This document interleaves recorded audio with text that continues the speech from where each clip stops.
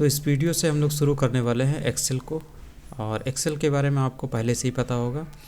तो एक्सेल एक famous spreadsheet programme होता है जिसकी मदद से आप डेटा के ऊपर बहुत सारे ऑपरेशन कर सकते हैं, और ये जो ऑपरेशन होते हैं आप मैथमेटिकल फंक्शन की मदद से करते हैं।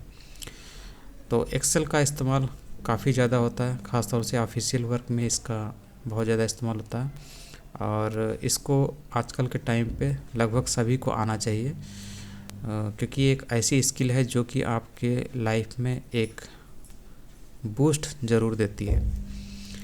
तो एक्सेल को हम लोग क्यों स्टडी करते हैं, कुछ यहाँ पे एरियाज़ लिखे हुए हैं कि कौन कौन से एरियाज़ होते हैं जहाँ पर एक्सेल का इस्तेमाल होता है, जिसके कारण आप एक्सेल की स्टडी करते हैं। तो डेटा एनालिटिक्स है ये एरिया, प्रोजेक्ट मैनेजमेंट हो सकता है, फाइनेंस एंड अकाउंटिंग होता है। तो सबसे पहले एक्सेल क्या होता है, तो एक्सेल को प्रोनाउंस किया जाता है EKSX और सेल, एक्सेल इस तरीके से प्रोनाउंस किया जाता है। ये एक स्प्रेडशीट प्रोग्राम है जिसको माइक्रोसॉफ्ट कंपनी ने डेवलप किया है, और ये डेटा को कॉलम्स और रोज़ में ऑर्गेनाइज करता है, जिसके बाद आप इस डेटा के ऊपर मैथमेटिकल फंक्शन अप्लाई कर सकते हैं और उस डेटा से जो भी कंक्लूज़न है वो निकाल सकते हैं। ये जो एक्सेल होता है ये विंडोज़ पर, मैक OS, एंड्रॉयड और iOS जैसे ऑपरेटिंग सिस्टम पर रन करता है। और फर्स्ट वर्जन रिलीज हुआ था एक्सेल का 1985 में, और उसके बाद इसमें लगातार चेंजेस होते रहे हैं। हालांकि जो बेसिक फंक्शनैलिटी है, मेन फंक्शनैलिटी है, वो हमेशा सेम रहती है। और एक्सेल टिपिकली किस लिए इस्तेमाल किया जाता है, तो एनालिसिस में किया जाता है, डेटा एनालिसिस में, डेटा एंट्री में, डेटा मैनेजमेंट में, अकाउंटिंग में, बजटिंग में, डेटा एनालिसिस में, विजुअल्स एंड ग्राफ्स में, प्रोग्रामिंग में, फाइनेंशियल मॉडलिंग में, और भी बहुत सारे एरियाज़ में इसका इस्तेमाल होता है। और उसके बाद यहाँ पे ये बता रहा है कि एक्सेल क्यों हम लोग इस्तेमाल करते हैं। तो ऊपर वाले एरियाज़ तो हैं ही, इन्हीं के अंतर्गत और दूसरे लेवल पर ये दूसरे तरीके से बताने की कोशिश कर रहा है क्यों हम लोग एक्सेल इस्तेमाल करते हैं। तो एक सबसे बड़ा कारण तो यही है कि ये मोस्ट पॉपुलर स्प्रेडशीट प्रोग्राम है वर्ल्ड का, इसलिए हम लोग इसे इस्तेमाल करते हैं और इसे सीखना आसान है। तीसरी चीज़ ये बता रहा है कि the skill ceiling is high which means that you can do more advance things as you become better. इसकी जो स्किल सीलिंग है वो हाई है, मतलब कहने का ये है कि छोटा स्किल नहीं है। मतलब आप अगर आपको लगता है कि थोड़ा सा इसमें कॉन्सेप्ट होगा, उसको पढ़ के फिर उसके बाद आप उसे डेटा पे अप्लाई कर लेंगे, तो ऐसा इसमें नहीं है। इसकी जो स्किल सीलिंग है वो काफ़ी हाई है, यानी कि जितना आप सीखेंगे, जितना आप काम करेंगे, उतना ही ज़्यादा आप इस पे और बेटर एडवांस चीज़ें कर पाएंगे, सीख पाएंगे।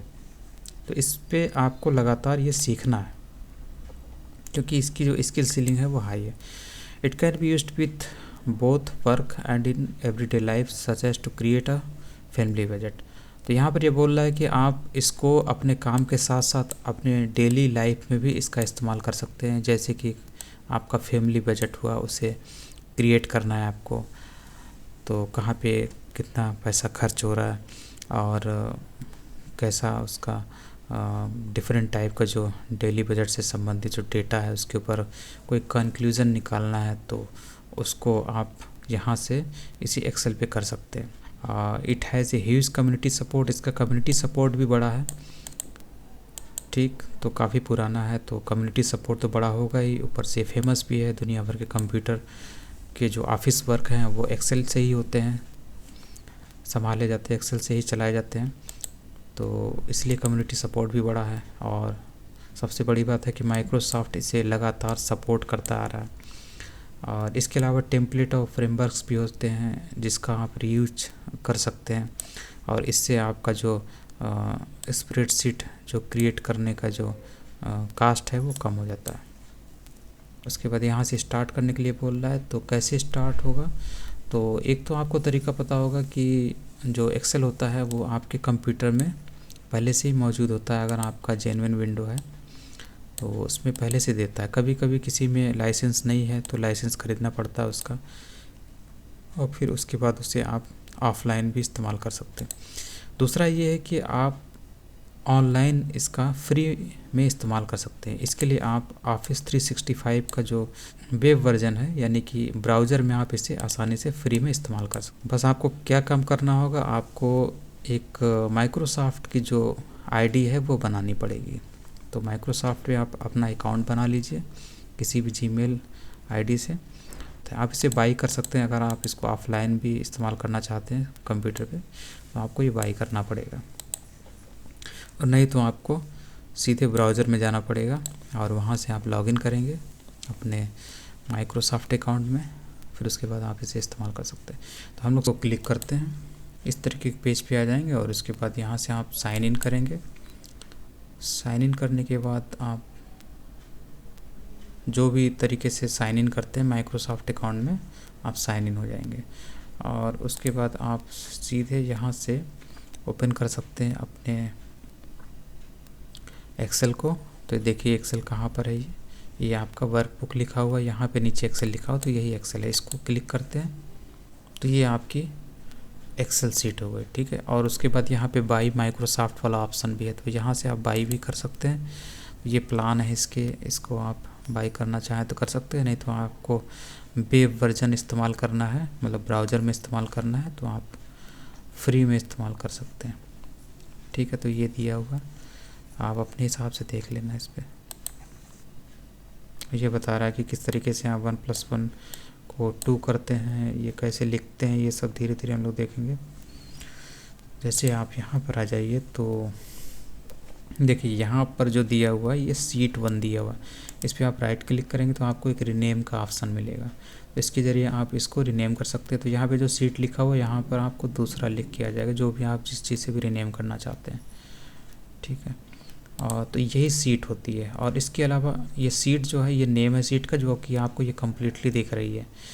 इसके अलावा दूसरी सीट आप ओपन करना चाहते हैं तो ये जो प्लस सिंबल है इसको भी आप क्लिक करेंगे तो एक दूसरी सीट ओपन हो जाएगी, उसका नाम भी यहाँ पर उसी हिसाब से आ जाएगा। जैसे सीट 1 थी और ये सीट 2 है, ठीक है। इस पर क्लिक करेंगे तो सीट 1 आ गई, और इस पर क्लिक करेंगे तो सीट 2 हो गई, इस तरीके से। तो ये है इसमें। और इसमें जो बता रहा था कि इसमें 1+1 यहाँ पे 2 कर रहा था, कैसे है कैसे होता है, तो वो सिंपली ये है कि कहीं पर भी आप किसी भी बॉक्स पे क्लिक करिए। मान लीजिए आप यहाँ पे क्लिक करते हैं और यहाँ पे इक्वलिटी सिंबल देते हैं सबसे पहले, और उसके बाद 1+1 लिखेंगे और उसके बाद इंटर हिट कर देंगे, ठीक है। तो यहाँ पे देखिए 2 आ गया, ठीक है। इसको डबल क्लिक करेंगे तो वापस यहाँ पर ये फार्मूला दिखा देगा कि आखिर क्या चीज़ इस्तेमाल की गई है। कहने का मतलब ये है कि जो भी चीज़ आप यहाँ पे करेंगे, कोई भी फार्मूला लगाएंगे, कुछ भी करेंगे, कोई भी ऑपरेशन करेंगे, तो सबसे पहले आपको इक्वलिटी सिंबल लिखना ज़रूरी है, ठीक है। देखिए यहाँ पर दिया हुआ है कि क्या फार्मूला लगाया, फिक्स मतलब फार्मूला क्या लगाया गया है, ये फार्मूला लगाया गया है, ठीक है। तो ये सब हम लोग देखेंगे आगे। अब इसको हम लोग डिलीट कर देते हैं। यहाँ पे इसको डबल क्लिक करते हैं और बैक स्पेस प्रेस कर दें या डिलीट प्रेस कर दें तो ये हट जाता है, ठीक है। और जिस बॉक्स को आपको सेलेक्ट करना है उसे आपको क्लिक करना पड़ेगा। जैसे बाय डिफ़ॉल्ट ये बगल वाला यहाँ पे सिलेक्ट था, तो इस चीज़ को हम लोग कर देते हैं। और देखिए इसका नाम भी यहाँ पर आ रहा है, A1 आ रहा है। A1 का मतलब हुआ कि A जो है वो आपकी कॉलम है, BCD ये सब कॉलम, ABCD ये सब कॉलम है, और इसके बाद ये जो नंबर थे ये रोज़ हैं। तो ये कॉलम नेम और रोज़ नेम दोनों को मिला के ये बॉक्स का नेम बनता है, ठीक है। जिस भी बॉक्स को आप सेलेक्ट करेंगे, जैसे ये वाला सेलेक्ट है, देखिए B3 यानी कि B कॉलम और 3 नंबर की रो, ठीक है। तो यही सेलेक्ट है, इसलिए यहाँ पर ये नेम दिया हुआ है। तो इस तरीके से ही तो ये सब हम लोग देखेंगे आगे, और बाकी ये सब दिया हुआ धीरे धीरे इसको देखते हैं हम लोग।